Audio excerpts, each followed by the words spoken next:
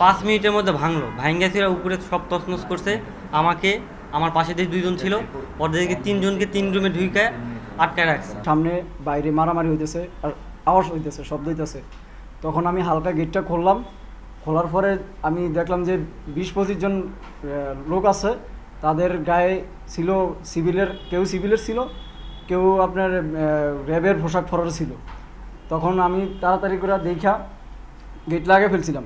Gate লাগায়া ছিটকানি লাগাইয়া আমি আমার স্যারের ফোন দিছি, মেন গেটও লাগাইছি, লাগাই আমার স্যারের ফোন দিছি, স্যার এমন যে বাসায় অফিসে ডাকাত আসছে, ডাকাত পড়ছে।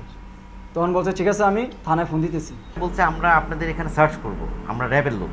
তা এইটা বলে ভিতরে ঢুকছে। ভিতরে ঢুকে আমরা যখন বলছি যে না আপনাদের পরিচয় পত্র বা কিছু দেন, আমি তো ছিলাম না, আব্বা আম্মা ছিল, তারা আপনি এটা না দেন। তারপর দরজা জোরে জোরে বাড়ি শুরু করছে, তার ভিতরে দরজা ভেঙে ঢুকে গেছে।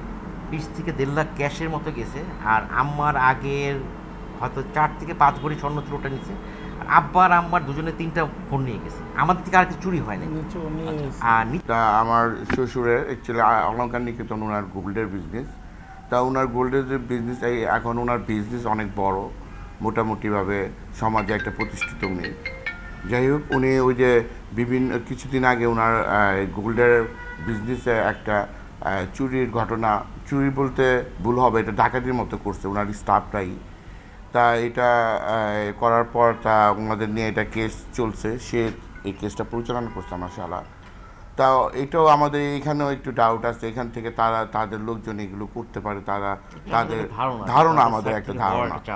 অ্যাকচুয়ালি সব কিছু নিয়ে বিভিন্নভাবে আমরা ধারণা করতেছি, বিভিন্নভাবে আমরা এখনও বুঝতে পারতেছি না কীভাবে করতেছে। কারণ এটা র্যাবের পোশাকে আসছে, এসে নিচের থেকে দারোয়ানদের অনেক জোর করে বলছে, ওনারা খুলতে চায়নি। পরবর্তীতে তারা ও দরজা বেয়ে উপরে উঠে, তারপর দারোয়ানদের অনেক মানে প্রত্যেকটা দারোয়ান যে ছিল প্রায় 3 জন, তারপর নিচে রুমে ছিল দোকানি স্টাফরা ছিল, সবাইকে অনেককে পিটাইছে। আচ্ছা, আমরা শুনলাম যে পুলিশকেও নাকি তারা মারধর করেছে। না, পুলিশকে মারধর তখন করছে যখন তারা কিছুক্ষণ কাজ করার পর তারা যখন পালায় যাবে, ঠিক তখন বাইরের লোকজন, কিছু লোকজন যখন কয়েকজন পুলিশ আসছে, 99999 ফোন করছে, তখন পুলিশ আসছে 3 থেকে 4 জনের বোধহয় পুলিশ আসছে, 3 জন পুলিশ আসছে। আসার পর আহত হয়েছে, পুলিশের ভিতরে আসার পর ওই পুলিশ এবং পুলিশকে দেখে আশেপাশের যে লোকজন ছিল, এখানে কনস্ট্রাকশন কাজ চলতেছে, তারা প্লাস সবাই মিলে মোটামুটি আগে আসছে, তখন তারা ভয় পেয়ে গেছে, ভয় পেয়ে পালায় যেতেছে। তখন পুলিশে 3-4 জন পুলিশ কিছু করতে পারে না, তাদের উপরও আঘাত করা হয়েছে।